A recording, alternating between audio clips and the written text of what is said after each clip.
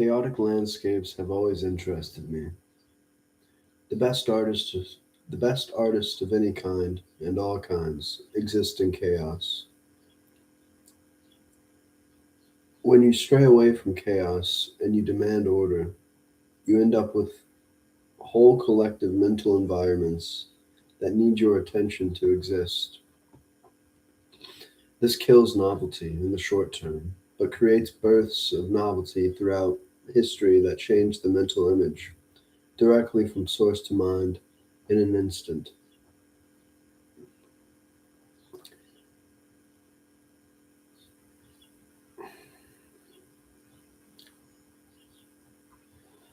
I was thinking about all of I was thinking about how the way in which you perceive your reality is all you will ever see, all you will ever know, until you seek something else, until you see something in a different way, right? And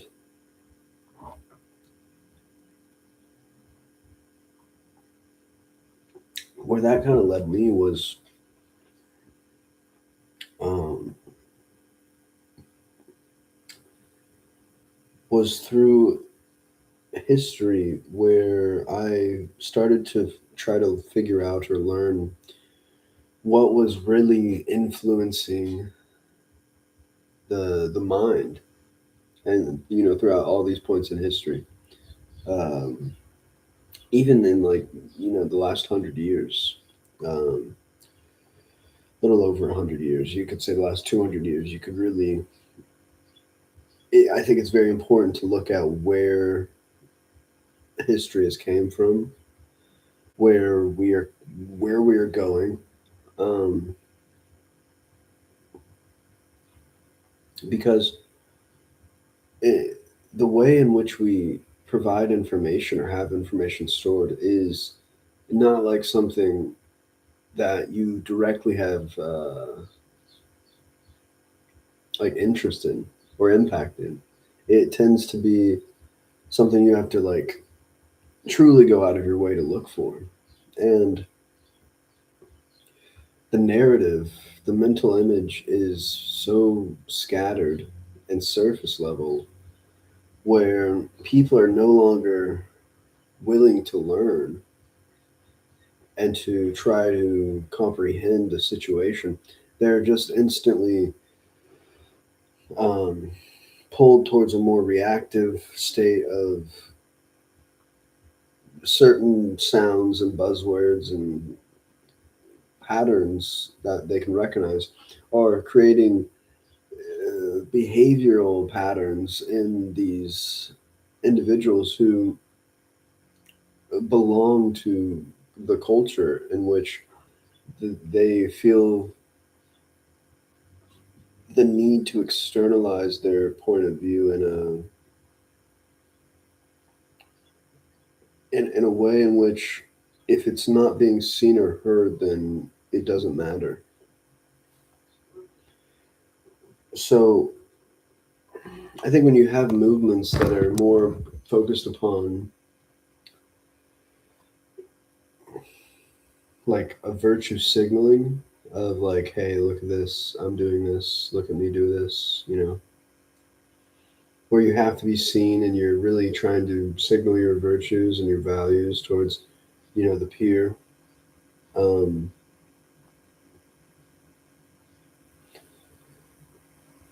it's created this competition within pretty much all of society, where they've kind of given us two opportunities to express ourselves in a more serious political landscape. And when you really start to not look at the problems, when you start to look at the world, you can't help but find your point of view being affected in a political way. It sucks we have it set up in the way we do, but we're humans, we're figuring it out. And that's the real fucking trick of it all, is that we're figuring it out. And we're so far into a momentum that telling some people that they're wrong is it doesn't seem possible or feasible.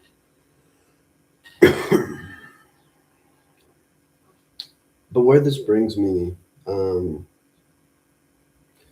about perceiving your reality in a day-to-day existence, um,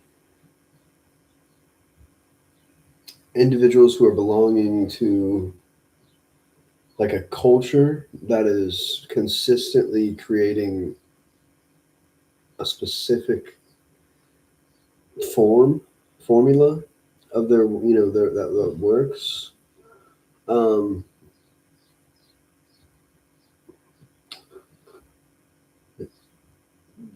these consistent formulas we're seeing are not just formulas involving language and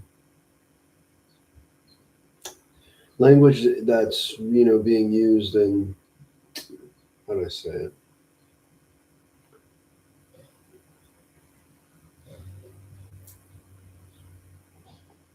and these formulas of kind of creation that are people are finding themselves in.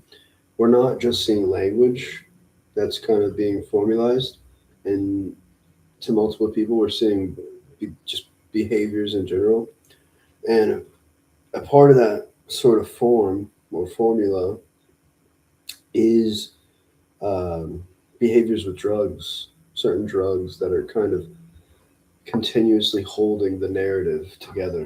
Which, I mean, drugs are everything for every human. I mean, you could abuse anything as a drug. Um, but I think drugs are very fascinating. I think the mind, what certain like things affect the mind, um,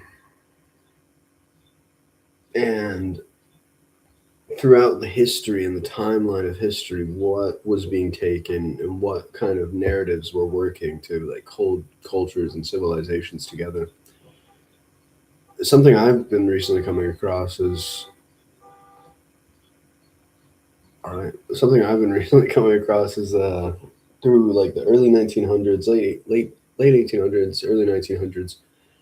I'm trying to learn more about the formulation of World War I into World War II and like the countries sort of before and after all that.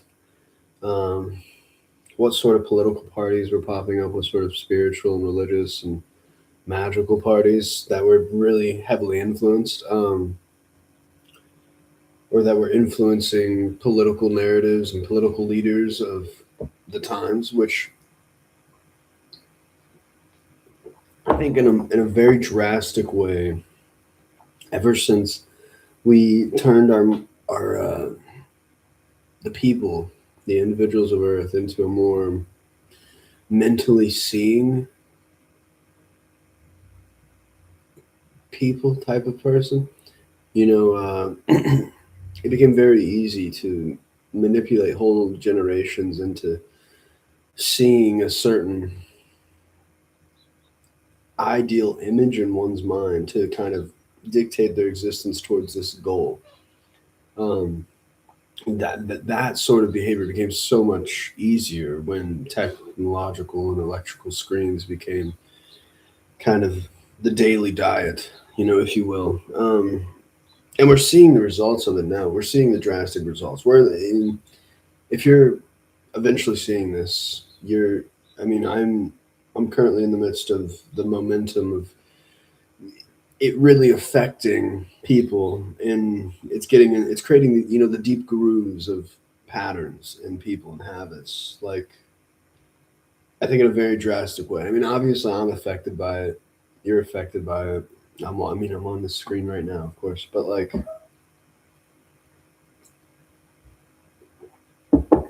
I think now in this age that we find ourselves in, trying to not distance but create new relationships with the drugs that of our choosing, and the the ways of living we find ourselves attracted towards. We should really um, pay attention to those things. Because I find that a lot of people have a lot of interest or curiosity in like watching something, but they don't know where to begin. And I find that for myself too. But I mean, here I am trying to put my perspective out there just to be downloaded into the world because it's hard getting people to just sit in a room and talk about different ideas like this. At least it is for me. I find that a lot of people um, that I've met in this life ends up having a very tainted, biased point of view where they speak from a very my mind is already made up. Don't confuse me with facts, if that makes sense. It's not like any of these are facts, but a lot of people's minds are already made up, and that's kind of the point of their existence. Is kind of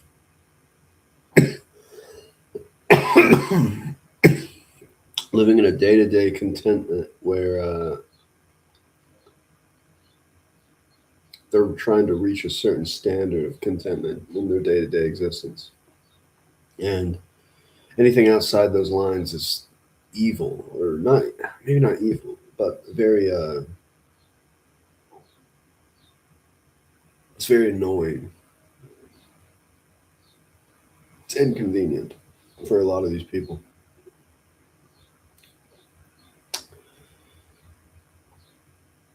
I think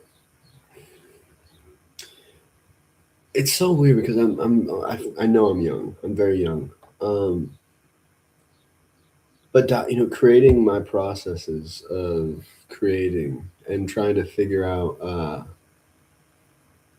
what I like to do and where I like to go with my work. It's not necessarily easy. It's not it is fun. Um, Sometimes it's easier to get things out. Sometimes it's not. I think I need to stop rationalizing or thinking when I'm trying to create. I need to just create and put it to form. Um,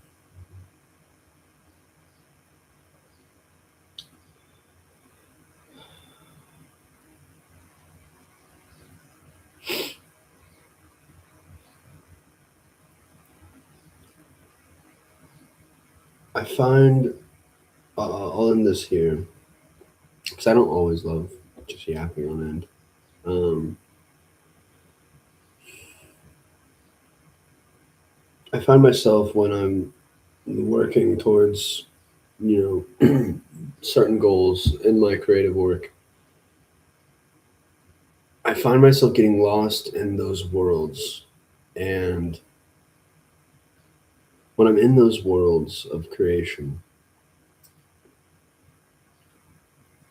there's there's like two types of ways I see it, where I'm very into the art and I'm not thinking about how I feel. I'm thinking about just what is happening, and then it just happens in the expression. Um, and then the other time is when I'm really feeling instead of thinking, and the feeling lasts sometimes for days. Like there'll be certain things I feel for days, and I'm just sitting there like soaking it in because I love what I did or I love what it caused. And that's another big thing I think is when you create something is to sit with it and really dive into its meaning and its form that just happened to take place.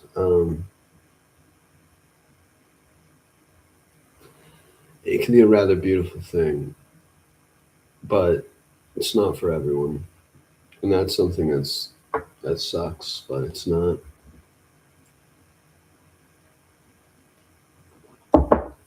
Keep going. Keep figuring it out, people.